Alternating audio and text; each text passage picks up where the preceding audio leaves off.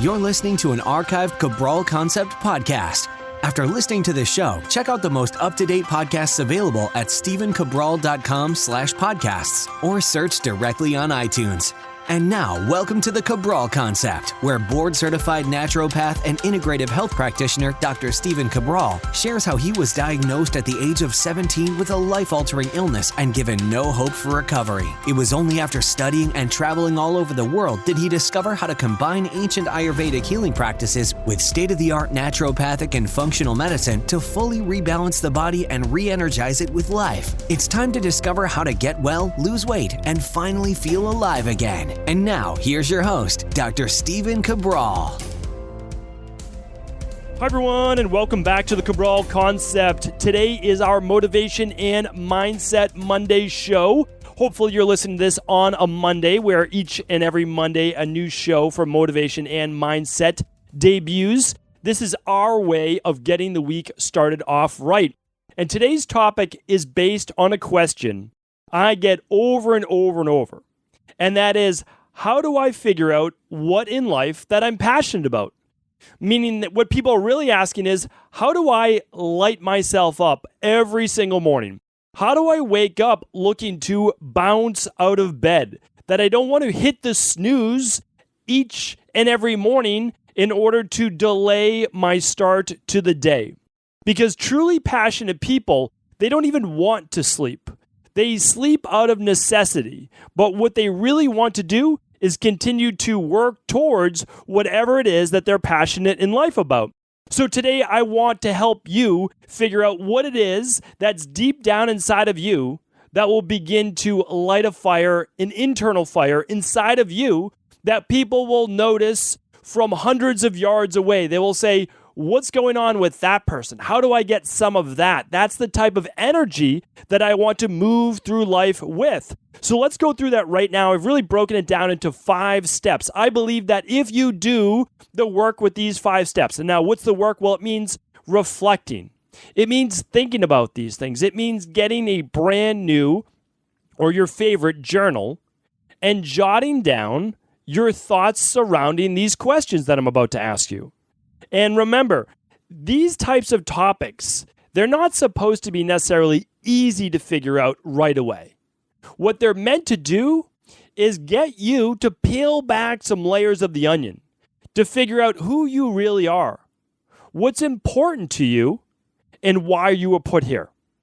So if we can begin to ask these questions and just kind of mull them over the days and weeks, and journal on them. Really think about them. Let the thoughts and emotions come to you. When you do that, you will begin to find out a different side of you. It's always been there. It's just covered up. And it's been covered up because people tell you to be practical. They tell you to play it safe. They, focus on safety and security. Get a good job. Protect yourself and your family. All of these different things that we've been taught to, again, all well-meaning, but they hold us back from who we want to be. There is a kid inside of you, or there is that child inside of you that always knew what they were passionate about, but it's just been blocked. It's been held down because we go through this very formal educational system that really, it pulls the creativity outside of us and pushes it to the side. It doesn't allow it to flourish. So we become robotic. And we just say, okay, get up, go to work, do it again, come home, eat, sleep, and then again, just like cycle. That's it. And that is what leads, in my opinion, not all of it, but it leads to a lot of the depression we have right now. And a lot of the loneliness and the overwhelm and the feeling trapped. It really does. We're not in a place where we feel like we're in control or we're excited about life. And that's not what I want to see. It's really not. And I'm not saying that you can change it overnight, but what I am saying is that you can change it. And you will change it as fast as you want to based on the clarity of knowing where you want to begin. So let's get started right now. Let's begin to work through these 5 steps. And the first step is this, and I need you to journal this, okay? So if you're listening in the car or going for a walk, like a lot of people do while listening to the podcast, which is amazing, that's a great way to do it, I want you to do this. replay the podcast later, and release right now, begin to work out the questions in your head. But what I want you to do is replay it later so that you can write down the questions. Okay, the first question is this. What are you most interested in? Okay, I'm going to break this down in a moment, but what interests you? That's it. Just write down the topics. It could be anything, literally anything. So what are you most interested in? Some people love cats. Some people love dogs. Some people love to knit. Some people love baking. Some people love writing. Some people love making movies. Some people love law. Some people love research. Like, what is it that you're interested in? And then, if you can, try to even narrow that down a little bit. I'm interested in baking fresh organic pies. I'm interested in baking the best gluten-free and yeast-free bread in the world. Or I'm interested in volunteering for, and then, just fill in the blank. Well, write down what you're interested in. Like, what interests you? So what I would like you to do is don't edit yourself. The whole world holds you back. The whole world tells you things can't be done. They can be. Don't do it to yourself. This is free flow, imaginative type thinking, okay? Don't tell yourself, oh, that can't be done just because I'm interested in it. Don't worry about that. We're going to work through the process.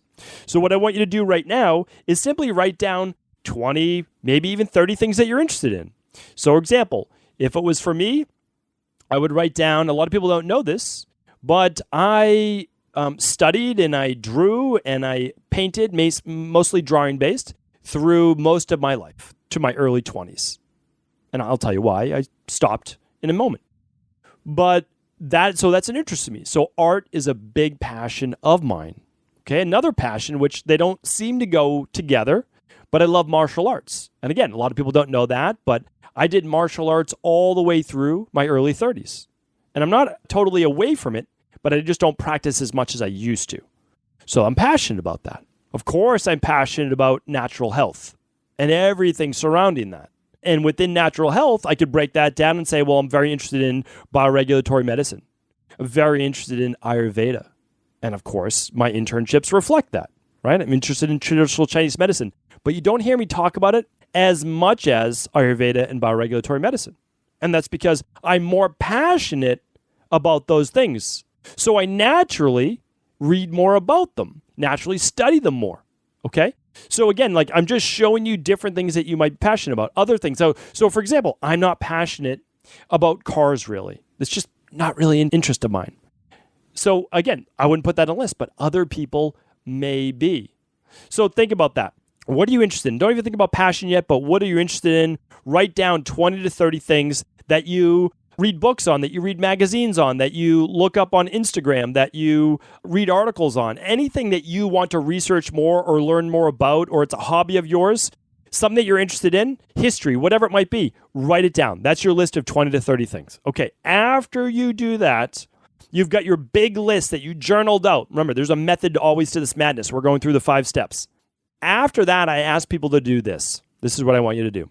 Narrow it down to 10. Now, this might be challenging, but for most people, it's really not.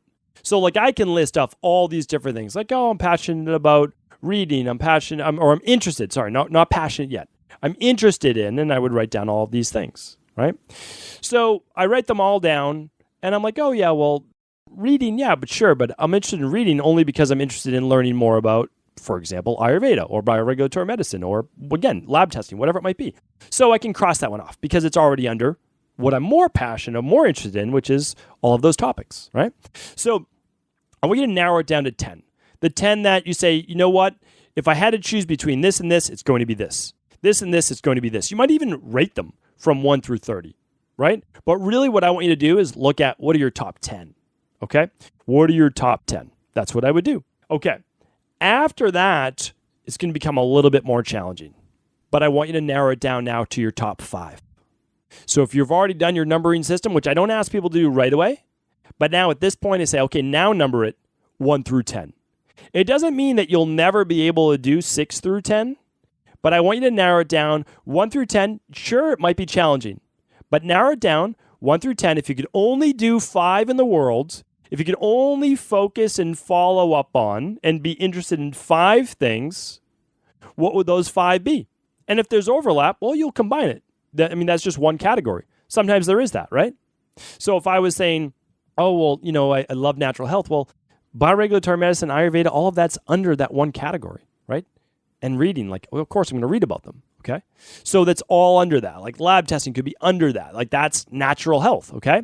A different study, a different topic would be martial arts. I took, all sorts of different things. I took Kempo, I took Ichiru, I took Krav Maga, I took, a lot of different styles of martial arts. I love them all. That's all under martial arts, okay? Art, well, I've painted, I drew, I've done sculpting, I've done all sorts of different things, okay? We'll put that under art. So you can do that for yourself as well. So now, narrow it down to your top 5. All right, so now we have our top 5. Okay, that's what we're going to look at. Now, here's the second step. So the first step is basically what are you interested in? And we're going from 20 to 30. Don't limit yourself in the beginning now that you already know what to do, right? Because I kind of gave it away. Then to 10, and then really give it some thought. What are your top 5? Okay. The second step is this. Now, and I would do this. So if you are listening to this podcast, you have the ability to stop right now because you're not driving your car or you're not out for a walk, or even if you're out for a walk, pause this, pull out the note app in your phone, and just write down your top 30, and then you'll narrow it down to 10. Don't limit it right now. It might be 50. Then you'll narrow it down to 10, and then after that, don't narrow it down right away. Then after you do your 10, you'll look at it again, and you'll narrow it down to 5, potentially combining some. Okay. Stop if you're able to right now and do that step. Now, step number 2 is this. Out of the top 5, ask yourself this very important question. Which of these will I still be interested in 20 years from now? Super important question that most people leave out. Which of these, out of the 5, will I still be interested in 20 years from now? Because a lot of people mistake true, deep within you passions for just trending interests of the day, right? So someone gets excited about music or some specific, I don't know what it might be, right? Because music's not one of my passions. It's not one of, I like music. I'm not against music, but I'm not a person who's keeping up with what the latest and greatest songs are. It's not what I do. But a lot of people are, right? What I want you to think about is this. A true passion that's part of your core of who you are, that you didn't even really get to choose because it's a part of you. Right now, you have to understand is that true passions never fade. The only time I've ever seen them fade is when you've been forced to do it, right? So for example, an artist, their passion, whether it's writing or whether it's music or whether it's art, it could fade because they're forced to do it. And I've seen that fade because of that. But it's still deep inside them. And if they weren't forced to do it, they would probably continue to do it again, right? So let's look at it that way. What are you still going to be interested in out of these 5 in 20 years from now if you were to still do it on a near daily basis, right? So a near daily basis, what are you going to still be interested in? What could you do every day for the next 20 years? Think about that, all right? It's a really important one. Not all 5 of these will make it, okay? So really, really important right there. Not all of 5 of these will make it, and they shouldn't. At this point, you should be down to 2 to 3, right? And maybe even just 1 based on that question above. What could you do essentially every day for 20 years, not get bored of it, still enjoy it? Of course, you get to take some time off. I'm not saying that. Everyone should take time off, even from a true passion. But what could you do nearly every day for 20 years? All right. So we have now our 1, 2, or 3 items left. Really important to look at that. All right. Let's move on to step 3. Now you ask yourself a big one. And this is where I got separated for what I do today. Ask yourself, do either of these, your top 2, let's say, do either of these serve others? And is it something that the world needs right now? So it's a really interesting question because when you're looking at your passions, it doesn't mean that you can't follow multiple things. So just going back again to my example, why did I stop doing art on a daily and weekly basis? Well, again, at 17 years old, I got extremely sick, still did art, I was still doing it. But what I found was a true passion and calling. Now, you'll remember if you've read The Rain Barrel Effect or you've listened to previous Cabral Concept podcast, when I was a kid, I always wanted to be an archaeologist. I still do. It's a passion of mine. It really is. It's something inside of me that calls for adventure and rediscovering secrets and knowledge of the past. That's basically archaeology, right? Well, it's funny, but that's basically what I'm doing today. I am going back and I'm reading books that are hundreds of years old, passion of mine, based on trying to figure out advanced knowledge that was known thousands of years ago in other forms of medicine that I can now update today based on modern lab testing and integrative forms of natural health. So I still get to do that. And then archaeology, I go and have gone and will go again in the future to study all over the world. So I didn't know it at the time. I didn't really make the connection, but that is it in natural health. So I get to be a modern day archaeologist in terms of natural medicine. And that's a great thing. That trumped, it really overshadowed my other interests. So when I had my first child 6 years ago, almost 7, I was still doing martial arts. And I was doing a couple times a week. But the problem was that was taken away from family time. So what was I going to do? I had to make everything work. And I have so much going on in my life. I try to pack in as much as I can.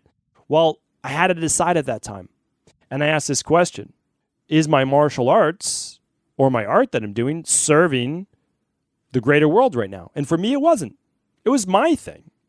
And I did love it. And it's not that I still don't get to do it, but I had to create balance between family. I want to spend more time with my young daughter, and I couldn't give up my work, which is a part of me. It'd be like asking me to get rid of a limb of my body. I can't do it.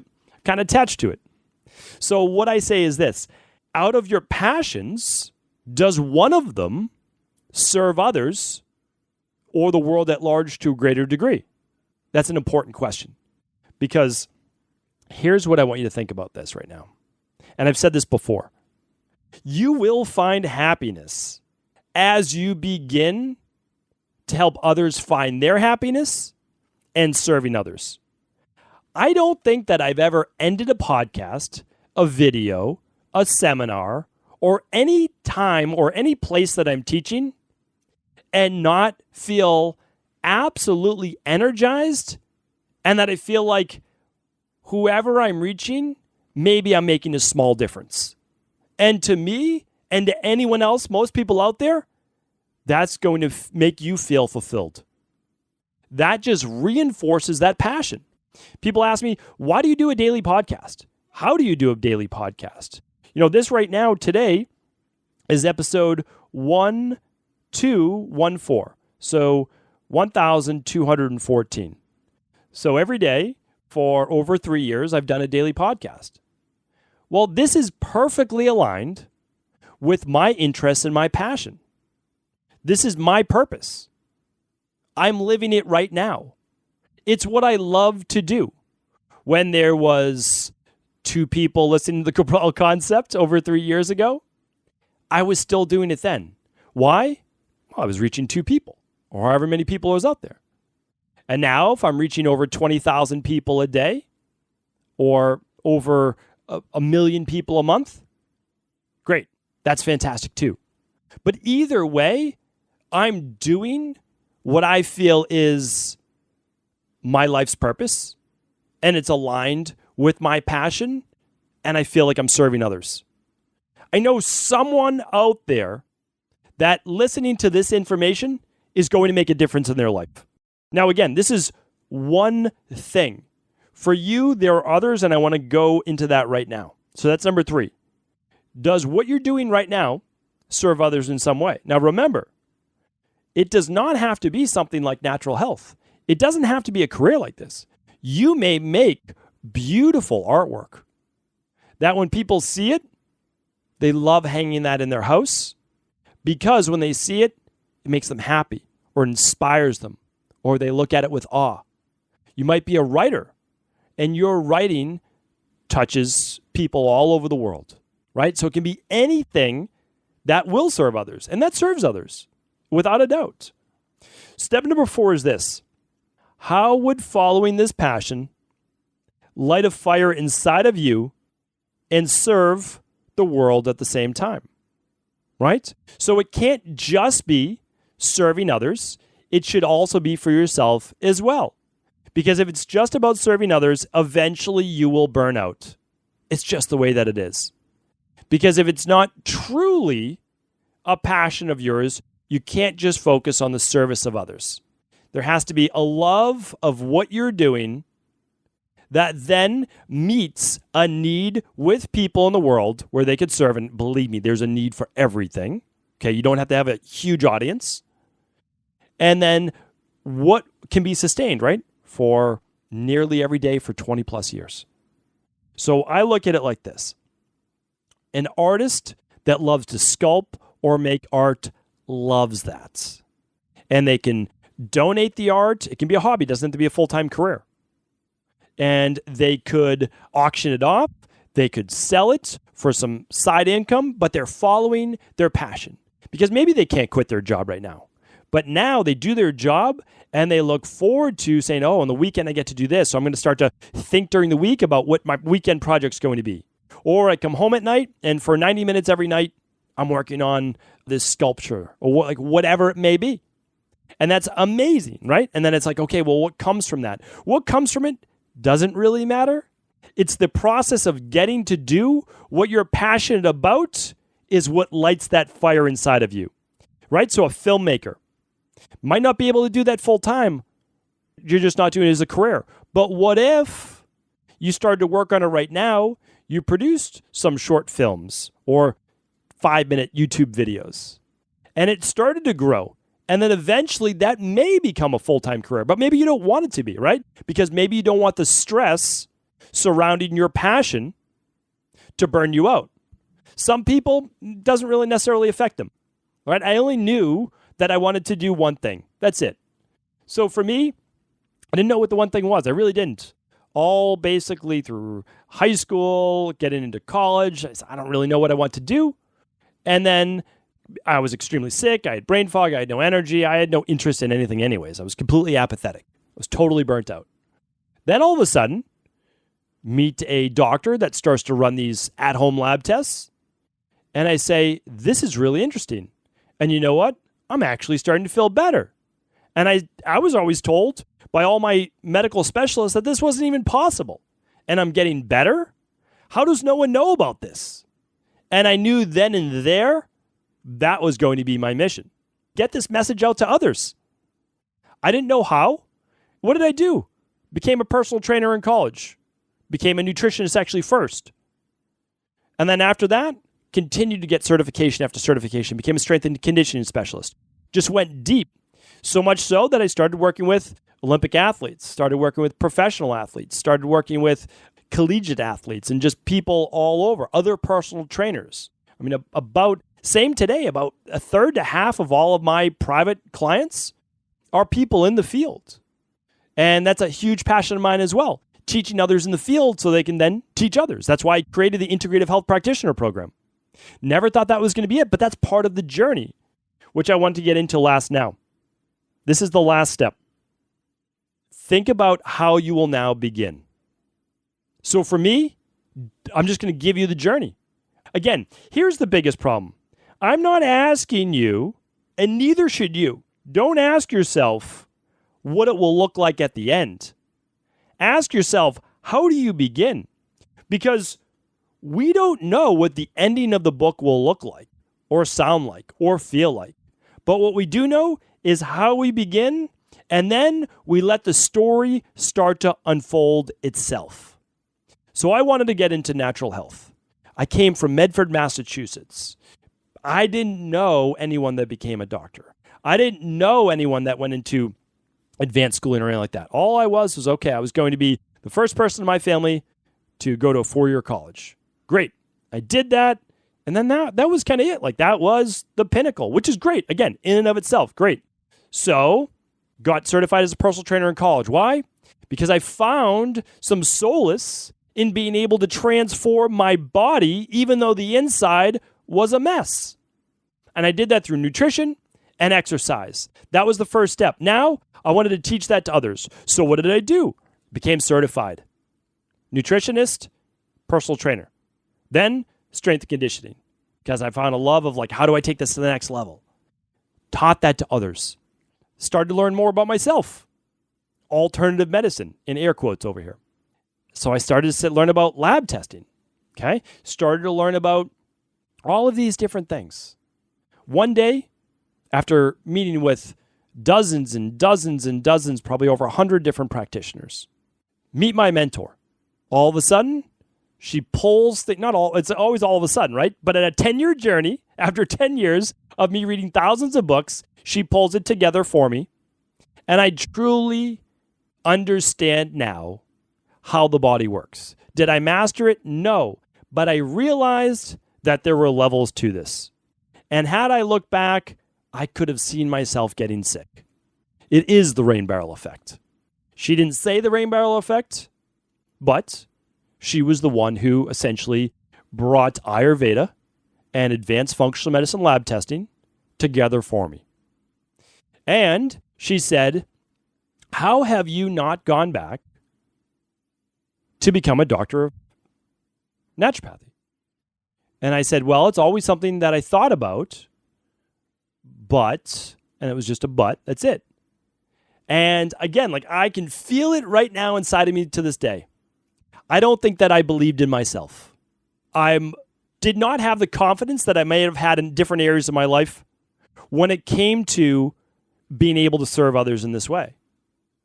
So she said, it's your job, it's your duty to go back and teach this then to others. And again, I can feel the emotions in myself to this because she believed in me and she spoke it when no one else put it that way. And I needed that push. It's also why I try my best to teach others that whatever they're learning, let's say it's about their health, that they don't need to go back to get a degree, but they do need to pay it forward and teach it to others. That's the most important thing. So I moved through this journey. And did I ever think that I would be then studying overseas? Of course not. Did I think that I would open my own wellness practice? Not my wildest imagination. Not my wildest imagination. If you had told me at 16, 18, even 25 years old that I would have opened the largest wellness institute in essentially all of Massachusetts and definitely in the Boston area, the first one to do different types of lymphatic-based massage, organic-based only, to do combined personal training with different types of functional-based medicine, to do infrared sauna. Like people weren't doing this, and that I was able to do that. So what I'm telling you right now is you don't need to know how the story ends. I don't know how my story ends. All I know is I'm following the one thing that I will not get tired of doing, and that is teaching about natural health. That's it. Will I write more books? Probably, but I haven't done it yet. Will I start to create more videos? Most likely, but I haven't done it yet. It's all part of the story. These are all possibilities, but I have not done them yet, because the story for me is doing what I'm doing on a consistent basis and putting one foot in front of the other. When I created the Integrative Health Practitioner course and certification, it came out of other people saying, we want to learn more about this, and how do I become a certified health coach as well? And that was it. So I said, well, I don't want it for just people who want to become certified. I also want it for people who just want to learn more about healing themselves and then hopefully passing it on to their family, their children, their coworkers, the people that they love. I want the same for you. I want you to work through what you're most interested in. We've come a long way over this show. What you'll still be interested in 20 years from now. What does the world need from you? How can you serve others? It does not need to be millions of people. It can be tens of people in your community. It can be hundreds. But no matter what you do, if you're passionate about it, it will grow. The fourth one is this. How does doing what you do light a fire inside of you? Really, really important, because it's that flame that needs to continue to burn for decades to come. And the fifth one is this. How will you begin, not end? So what will you do first? I did the one thing that I knew to do. I became a personal trainer and I became a nutritionist. Two things that I was already doing. I was already studying them. Why not get certified? That's what I did. And I don't want you to be coming up with excuses in your head right now that it's too late, that you waited too long, or that you can never do it, or that I'm somehow different. I'm not. We're not different. Right? We're not. I didn't grow up with a background in exercise. I didn't grow up with a background in nutrition. I was eating Fruity Pebbles, Frosted Flakes, Little Debbie snacks, the little pink coconut Twinkies, drinking iced tea and Crystal Light all day long. I didn't grow up with this. Most of us didn't. I was growing up in the 80s and 90s as a kid. Nobody knew any of that. We were drinking, food dyes and eating preservatives and artificial sweeteners all day long. A lot of people didn't grow up that way. You were lucky if you did, right? That was the anomaly. So what I'm saying is right now, it's never too late. And the time to begin is always now. So let's do the work of going through these 5 steps. And even if you already feel like you're pretty passionate, good. Reinforce that of why you're doing it today. And as always, once you find something that works for you, take that next step. Take the scariest step, which is simply the first step of beginning on your path to your new life. Hopefully today's podcast was helpful. As always, please do feel free to share this information with anyone else you believe it could serve. Are you ready to heal yourself and then go on to heal others? If so, the Integrative Health Practitioner Institute can help you discover proven functional medicine protocols that blend the best of 7 different healing disciplines from around the world. I personally share with you the exact handouts and protocols I use in my private practice that enable people to get well, lose the weight, and live longer, stronger. I want to pass this information on to the next generation of health coaches, and that is exactly why I created IHP. We are the future of the health coaching industry, and the skills and knowledge you will learn will make you an in-demand certified health coach anywhere in the world. Although we have many medical professionals taking the IHP certifications, no experience is necessary, and half our members have no previous health certifications. At the Integrative Health Practitioner Institute, our motto is a health coach in every home. Our goal is that you take this knowledge and then share it with family, friends, loved ones, your community, or in a practice where you create a career you love and can be proud of. The global IHP community is filled with some of the most kind and caring people in the world, and we can't wait to welcome you into our world soon. For more information or to set up a discovery call with one of our IHP Health Coach graduates, simply head over to integrativehealthpractitioner.org.